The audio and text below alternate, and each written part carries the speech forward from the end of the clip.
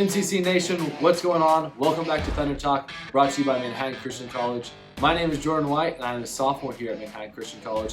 And with Thunder Talk, we're just going to introduce to you one of our family members, as well as tell you what's going on at the college. So we have a very special guest for you guys today. We have our Director of Youth Ministry at MCC here, Jason Johnson. How are you doing? Hey, it's great. Great to be here with you. Sweet. And so could you tell us a little bit about yourself? Totally. Got a wife that this year will celebrate our 26th wedding anniversary. And so I just tell people that I got married when I was about 12. Because I have a young look, but 26 years of marriage, kind of like one of those things like she's crazy cool. And it's just like, wow, how did God bless me with such a great wife? 2 kids, a 21-year-old daughter and a 15-year-old son. Love hiking, love the mountains. Yeah, and so how did you end up at faculty here at MCC?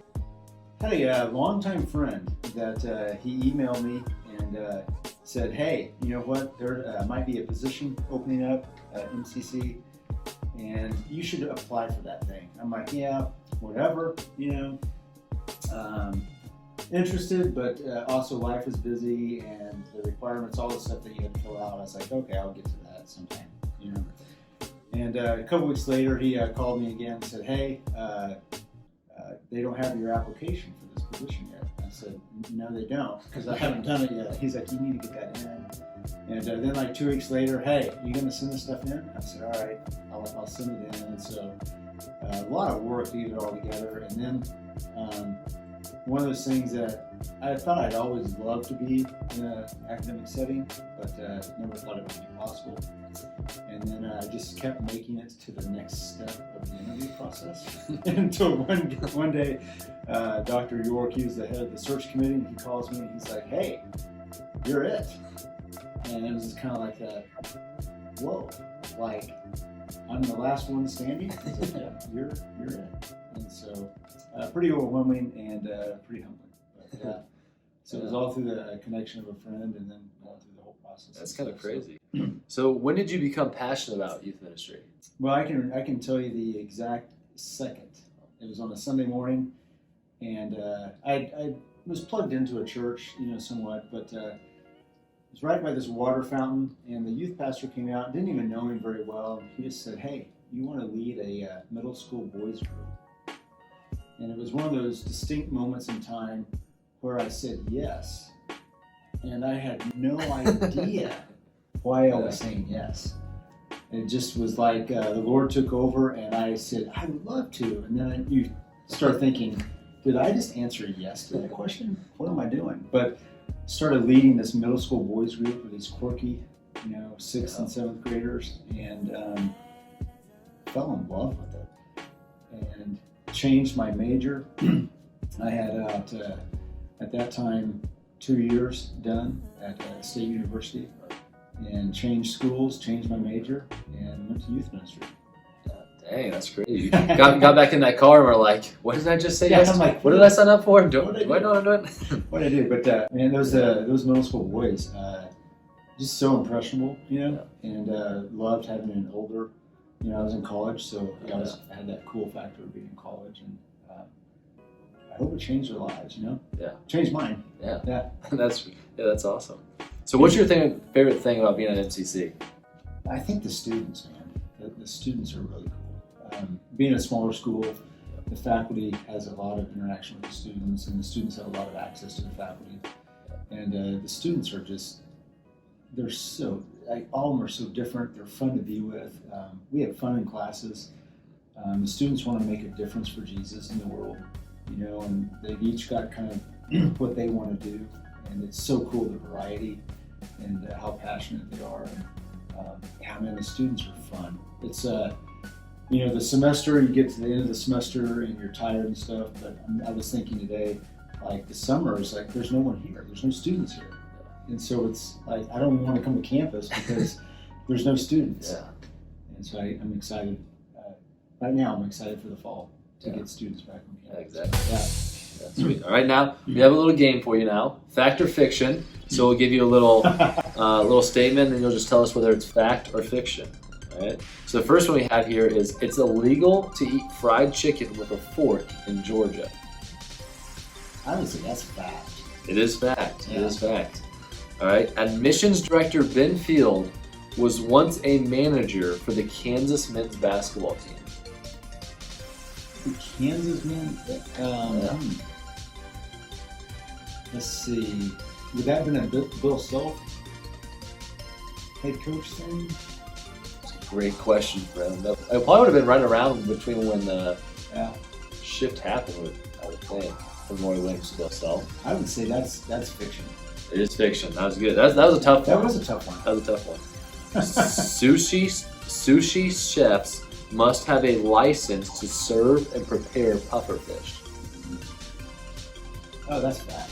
Yes, it is. Because apparently, if they like cut it the wrong way, it can be like deadly. Like it's like a very serious. That like, wasn't my reasoning, but we'll go. yeah, but it's like apparently it's like very serious. I am myself undefeated against your alma mater, Ozark Christian College, as a basketball player. I think that's fact too. That is fact. That is fact. Sad. That's sad, but yeah, reality. Yeah, sad and happy. You know, you work at MCC now, but you know, you went to I'm Ozark, Thunder, so yeah. yeah. And then Chris Tomlin once led worship at an MCC chapel. Fact. Fiction. Oh, Yeah, I wish it was a fact. Man! I wish it was a fact. That'd be really cool. I was thinking, like early years, Yeah. like really early Like, years. Yeah. According to a recent 2019 national survey, Manhattan is the #1 college town in America. A 2019 survey. Yeah, 2019 survey. I guess I'm gonna have to go with fact. Fiction, they were #2. So we messed with you a little bit there. It was a little close. So, all right, now we have a couple more questions for you. Yep. So, what is it that excites you about the youth ministry program here at MCC? Yeah, that's a good question. I think the thing that really excites me is we could be a regional influence for youth ministry. You know, we have a lot of different denominations represented here, and I really think that we could be a very powerful voice in the youth ministry world on a regional level in preparing and training students for youth ministry. You know, there are a lot of schools that don't even have an undergraduate in youth ministry anymore. It's a graduate program. So we really could be a kind of a regional force in that. That's what I really hope and like to see us become. Yeah. And so, what are some of the trends you're seeing in youth ministry in the United States right now? Yeah, youth ministry is so complex, right? Yeah. Just as the complexity of our world is increasing, youth ministers are dealing with all of that, and so they have to have such a width of knowledge because they're having the race discussions, they're having the gender discussions, they're having all these discussions with all kinds of students, and so the complexity of that. And also one of the trends that a lot of, like my age and older, they don't totally get is the anxiety level of students. The anxiety level is just exponentially increased from like when I was in high school. And there's a lot of adults that just don't get that. But they don't realize that our students today, they have not grown up in a world that is safe. From day one, they have been born into a world that has anxiety. And so it's kind of a crazy world. And so youth pastors really have to know a ton to be able to engage all these different students at different levels. Yeah. And so, what would you say to someone who was considering becoming a youth minister? Well, I'll give you the kind of the analogy that we use in class a lot. There's really 3 kinds of first responders when it comes to students. You've got coaches, teachers, and youth pastors. And we really try to paint that picture of you're being a first responder to adolescent culture, to student culture. And so, wow, I mean, is there a lot of challenge in that? Yeah. But to be able to be there for a student when they are processing this or at a critical juncture, that's amazing to be able to be that first responder. That's kind of that approach we take even in training our youth pastors, is that you've got to have this width of knowledge because you're going to go into a situation and you've got to know what to do in that situation. Much like, not to trivialize it like EMT. It's just it's a different setting, but it's the same kind of thing. You're going in and dealing with students in crisis, emotional crisis, spiritual crisis, family crisis, all that. So yeah, so you get to be that first responder. Yeah, absolutely. And then, what is your favorite sermon you've ever preached? I don't know if it's my favorite, but it's an early one, so it was really memorable. It was during my internship, and it was Romans 13, and Paul talks about like putting off the old self and putting on the new self, and I thought, wow, this would be a great time for an analogy. And I did a lot of water skiing at the time, and so I remember like going through my whole routine, like putting on all my gear to ski, and I thought, this is just a window to the text that this church has never had before. And now looking back, I'm like, oh, yeah. So maybe not my favorite, but a memorable one. A memorable one because it was so bad. Yeah, absolutely. All right. So now we have our final 4 questions for you. Yep. 4 quick hitters. Just tell us the first thing that comes to your mind.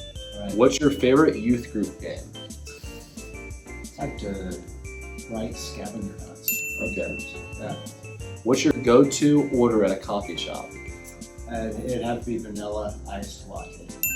Do not give me anything hot. That's the yes. There we go. And then what's your favorite grade in school and why? What was your favorite grade? Third grade. Third grade. Because of Miss Scott. Miss Scott. Those elementary teachers. Yeah, phenomenal teacher. There you go. And then what's a book you find yourself recommending to people more than any other? Yeah, there's probably a lot. And students would probably say that I recommend a bunch of different ones, but probably my go-to is Renovation of the Heart by Dallas Willard. Sweet. And then do you have a question for me? I do have a question for you. There's such a cultural division in our world today, and it seems to be just that division thing, like this side or this side, okay? Yeah. And there's the right side. There's all the folks out there that love Michael Jordan. Right? Oh yeah. And then there's the the wrong side, all the people that love LeBron. And so it just seems to be like a cultural division. And I just couldn't help but thinking, are you named after Jordan? I actually am not. Okay.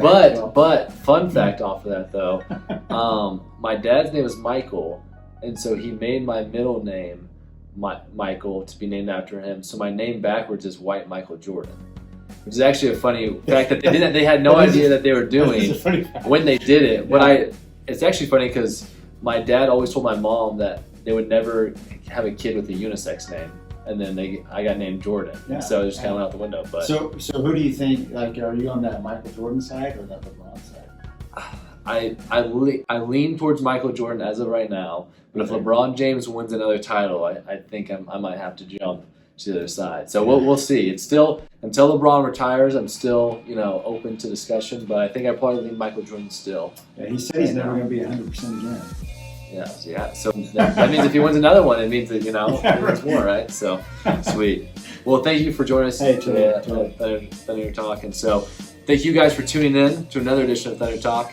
As always, if you or anyone you know is interested in attending Manhattan Christian College, either in person or online, send us an email at admissions@mccs.edu, and our admission team will get back to you as soon as possible.